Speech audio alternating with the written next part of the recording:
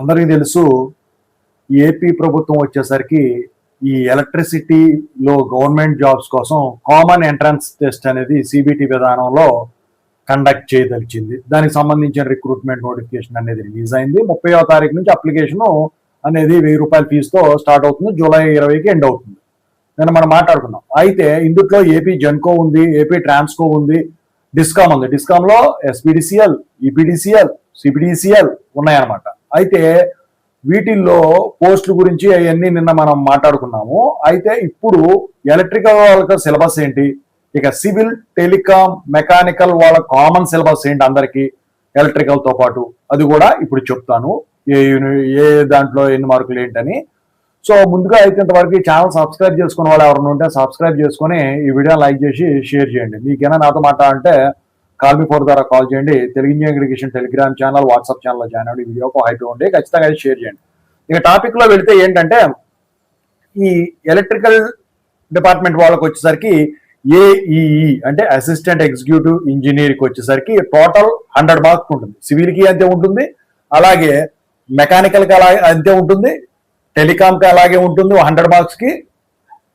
ఇక వచ్చేసరికి ఏంటంటే ఇక్కడ ట్రిపుల్కి అంతే ఉంటుంది. ఈ 100 మార్క్స్ లో 70 మార్క్స్ ఏమో వాళ్ళ కోర్ సబ్జెక్ట్. ట్రిపుల్ వాళ్ళకి ట్రిపుల్ సిలబస్, సివిల్ వాళ్ళకి సివిల్ సిలబస్, మెకానికల్ వాళ్ళకి మెకానికల్ సిలబస్, టెలికాం వాళ్ళకు అంటే ఈసీ వాళ్ళకి ఈసీ సిలబస్. ఈ కామన్గా ఉండే సిలబస్ కొత్తగా 2 టాపిక్స్ యాడ్ చేశారు. టాపిక్స్ అంటే ఒక మామూలు చిన్న టాపిక్స్ అనుకోబాకండి, బాగా ఉంటుంది. ముందుగా ఎలక్ట్రికల్ వాళ్ళు చూద్దాం. మిగతా మీరు రెస్పాన్స్ బట్టి సివిల్ వాళ్ళే కూడా తయారు చేస్తాను. సో ఎలక్ట్రికల్కి వచ్చేసరికి ఏంటంటే ఇంతకు ముందు లాగానే ఎలక్ట్రికల్ సర్క్యూట్స్ ఇంట్రడ్యూస్ చేశారు. దీనికి మీరు వచ్చేసరికి బక్షీ టెక్స్ట్ బుక్ చదువుకుంటే సరిపోతుంది. ఆ తర్వాత ప్రాక్టీస్ బిట్స్ చేస్తే సరిపోతుంది. ఇక ఆ తర్వాత electrical machines. So electrical circuits లో ఏసీడీసీ ఇచ్చారు అలాంగ్ విత్ నెట్వర్క్ థియరమ్స్. ఇక ఎలక్ట్రికల్ మెషిన్స్ లో సింగిల్ ఫేజ్, 3 ఫేజ్ ఇచ్చారు, ట్రాన్స్ఫార్మర్స్ గురించి ఇచ్చారు, ఇండక్షన్ మోటార్స్ గురించి ఇచ్చారు, డీసీ మెషిన్స్ గురించి అంటే మోటార్స్, జనరేటర్స్ గురించి కూడా ఇచ్చారు అనమాట ఇంతకు ముందు లాగే. కానీ దానికి బిఎల్ తెరిజా టెక్స్ట్ బుక్ చదువుకుంటే సరిపోతుంది along with objective type questions. ఇక తర్వాత power systems. So power system కు వచ్చేసరికి జనరేషన్ గురించి ఇచ్చారు, డిస్ట్రిబ్యూషన్ గురించి ఇచ్చారు, ట్రాన్స్మిషన్ గురించి ఇచ్చారు, ప్రొడక్షన్ గురించి కూడా ఇచ్చారు ఇంతకు ముందులాగే. దీనికి వచ్చేసరికి బీకే మెహతా, ఏకే మెహతా టెక్స్ట్ బుక్ చదువుకుంటే సరిపోతుందండి. జనరేషన్ కి, ట్రాన్స్మిషన్ లైన్ కి, ప్లస్ ఈ ప్రొడక్షన్ ఇదంతా కూడా ఆబ్జెక్టివ్ బిట్స్ ఉంటాయి, అవన్నీ సాల్వ్ చేసుకుంటే సరిపోతుంది. ఇక ఆ తర్వాత వచ్చేసరికి ఇంతకు ముందులాగే utilization and control systems. So control systems మీకు తెలియని విషయం కాదు కదా. సో ఏదైతే సిలబస్ ఉందో నైక్విస్ట్ ఇవన్నిటి గురించి ఇచ్చాడు, యూటిలైజేషన్ లో కూడా వెల్డింగ్ వాటి గురించి ఇచ్చాడు. అయితే కంట్రోల్ సిస్టమ్స్ వచ్చేసరికి ఏంటంటే నెగ్రాత్, కొటారి కానీ లేకపోతే ఇంతకుముందు మీరు బీటెక్ లో ఏదైతే చదివారో ఆ టెక్స్ట్ బుక్స్ కానీ చదువుకున్నా సరిపోతుంది అనమాట. మరీ స్టాండర్డ్ అయింది అనుకుంటే నెగ్రాత్ మీరు నాగూర్ కానీ చదువుకున్నా కూడా సరిపోతుంది, ఆబ్జెక్టివ్ విత్ ఆబ్జెక్టివ్ బిట్స్. ఇక ఇందులో యూటిలైజేషన్ అనేది ఒక అడిషనల్ టాపిక్, దానికి ఎక్కడన్నా మెటీరియల్ సెర్చ్ చేసుకుంటే సరిపోతుంది. ఇక తర్వాత మెజర్మెంట్స్. సో మెజర్మెంట్స్ లో మీకు తెలియని విషయం కాదు, బక్షీ బుక్స్ ఉన్నాయి వాటికి కూడా, అది కూడా మీరు చదువుకుంటే సరిపోతుంది. అందులో bridges, DC bridges, AC bridges ఇవన్నీ ఇచ్చాడు, విత్ ఆబ్జెక్టివ్ చేసుకుంటే సరిపోతుంది. ఇక ఆ తర్వాత analog and digital electronics. General గా analog electronics, digital electronics different అన్నమాట. సో 2 సబ్జెక్టులు కలిపి ఇచ్చాడండి. ఇందులో బీజెటీ, సూఫెట్ వీటి గురించి సో ఏదైనా బుక్ రిఫర్ చేసుకున్నా సరిపోతుంది. ఇక లాస్ట్ గా వచ్చేసరికి కోర్ లో ట్రిపుల్కి power electronics and drives. So power electronics అనేది ఒక సెపరేట్ సబ్జెక్టు, డ్రైవ్స్ అనేది ఒక సెపరేట్ సబ్జెక్టు. సో మీరు పవర్ ఎలక్ట్రానిక్స్ మీరు బీటెక్ లో ఏదైతే చదివారో ఆ బుక్ చదువుకోండి, డ్రైవ్స్ కూడా సరిపోతుంది. మాస్ఫెట్లు వాటి గురించి ఇస్తాడండి. సో ఓవరాల్ గా ట్రిపుల్ కోర్ సిలబస్ వచ్చేసరికి ఇదండి. ఇక తర్వాత అందరికి సివిల్ కైనా, మెకానికల్ కైనా, టెలికామ్ కైనా, ట్రిపుల్ కైనా వచ్చేసరికి కామన్ సిలబస్. సో ఇంతకుముందు ఏంటంటే, సో ఇప్పుడు ట్రిపుల్ కి సంబంధించిన సిలబస్ లో ఏం చెప్పామో అవన్నీ కూడా 70 మార్కులు కండి. ఇక మిగతా 30 మార్కులకి కామన్ సిలబస్ ఏదైతే ఉంటుందో అందరికి. సో అందులో ఫస్ట్ వచ్చేసరికి reasoning and general intelligence. So దీని గురించి మీరు ఏదన్నా టెక్స్ట్ బుక్స్ కొనుక్కుంటే సరిపోతుంది బయట. సో మీకు తెలుసు కదా, తెలియని విషయం కాదు. మీ దగ్గర ఏమైనా ఆప్టిట్యూడ్ జనరల్ రీజనింగ్ బుక్స్ ఏమైనా ఉన్నా కూడా సరిపోతుంది. ఇక తర్వాత జనరల్ అవేర్నెస్ అంటే కరెంట్ అఫైర్స్ వాటికి సంబంధించింది, జనరల్ నాలెడ్జ్. సో ఇప్పుడు వాటి గురించి అంటే హిస్టరీ గురించి కానివ్వండి, జాగ్రఫీ గురించి కానివ్వండి, కల్చర్ గురించి కానివ్వండి, మన ఎకనామిక్ క్యాపబిలిటీ, లేకపోతే జనరల్ పాలసీ, లేకపోతే సైంటిఫిక్ రీసెర్చ్, సో ఇదంతా ఏంటంటే ఈ జనరల్ అవేర్నెస్ అనేది గ్రూప్స్ లో వచ్చేసరికి మీకు 5 యూనిట్లో 6 యూనిట్లో 7 యూనిట్లో దాన్ని 1 యూనిట్ కింద పెట్టేశారండి. సో కొంచెం హెవీగానే ఉంది. ఇక తర్వాత థర్డ్ వచ్చేసరికి ఏంటంటే క్వాంటిటేటివ్ ఆప్టిట్యూడ్, అంటే మీకు తెలుసుగా నెంబర్స్ ఇలాంటివి ఉంటాయి కదా, క్వాంటిటేటివ్ ఆప్టిట్యూడ్ బుక్స్ రిఫర్ చేసుకుంటే సరిపోతుంది.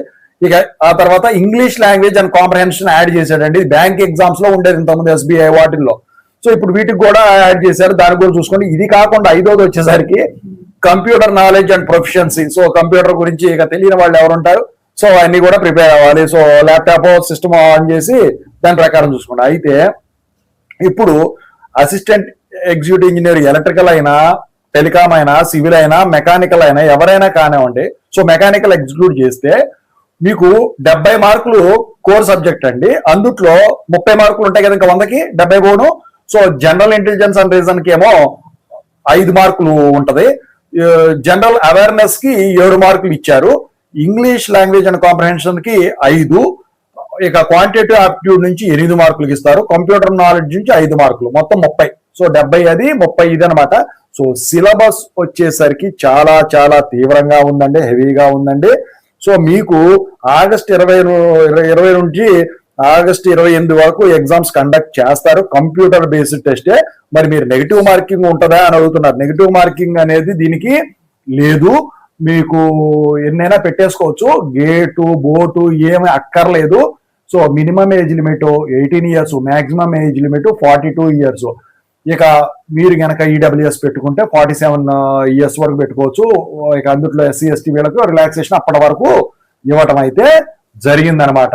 ఇంకా వచ్చేసరికి ఏంటంటే దీంట్లో కొత్తగా మీరు ఈ సంవత్సరం చూడాల్సింది ఏంటంటే నార్మలైజేషన్. ఇప్పుడు క్వశ్చన్ పేపర్ కానీ డిఫరెంట్ వస్తే నార్మలైజేషన్ పద్ధతిలో మార్కులు యాడ్ చేయడం అయితే జరుగుతుందండి. ఇక హారిజాంటల్ రిజర్వేషన్ అని, వెర్టికల్ రిజర్వేషన్ అని ఇవన్నీ కూడా ఇందులో ఉండటం అయితే జరిగిందనమాట. అయితే మీరు వచ్చేసరికి రిజిస్టర్ అవ్వాలని చెప్పేసి అడుగుతా ఉన్నారు. క్యాండిడేట్ లాగిన్ అని చెప్పేసి ఒకటి ఉంటుందండి వెబ్సైట్. నేను టెలిగ్రామ్ ఛానల్లో, వాట్సాప్ ఛానల్లో షేర్ చేశాను లింక్. సో దాంట్లోకి వెళితే క్యాండిడేట్ లాగిన్ లో రిజిస్టర్ అవ్వాలి. దేని ద్వారా? ఆధార్ ద్వారా. ఆధార్ ఓటీపీ, మీ ఆధార్ కి ఖచ్చితంగా మొబైల్ నెంబర్ లింక్ అయి ఉండాలి. అప్పుడు ఆ మొబైల్ నెంబర్ కి ఓటీపీ వస్తుంది. దాని ద్వారా రిజిస్టర్ అయ్యి అందుట్లో మీ డీటెయిల్స్ అని ఫిల్ చేయాలి. అయితే మీ ఆధార్ లో పేరు, date of birth, me gender ఏదైతే ఉందో ఆటోమేటిక్ గా ఆధార్ నెంబర్ తో సహా అదే అక్కడ ప్రింట్ అయిపోతుంది. దాన్ని మార్చడం అయితే కుదరదు. ఇక సర్టిఫికెట్ల పరంగా చూసుకుంటే అన్ని అందుట్లో అడుగుతాడు. మీ లొకాలిటీ, మీ ఫాదర్ నేమ్, మీ mother name, caste, sub caste ఇవన్నీ కూడా అడుగుతాడండి. సో ఈడబ్ల్యూఎస్ అప్లై చేసే వాళ్ళు ఖచ్చితంగా EWS certificate at the time of application ఖచ్చితంగా అయితే మీరు అప్లై చేయాల్సి ఉంటుంది. జూలై 20వ తారీఖు లాస్ట్ డేట్. 1000 రూపాయలు ఎగ్జామినేషన్ ఫీజు ఆన్లైన్ లో కట్టాలి. ఓకేనా? ఆ నెంబర్ మళ్ళీ మీరు అందుట్లో ఏదైతే చలాన్ నెంబర్ వస్తుందో దాన్ని అందుట్లో మీరు ఎంటర్ చేస్తే కానీ అప్లికేషన్ అనేది ఓపెన్ కాదు. ఓవరాల్ గా ఇదండి. I wish all the best. కష్టపడండి, సాధించుకోండి. మీ ఊళ్ళోనే మీకు జాబ్ వస్తుంది.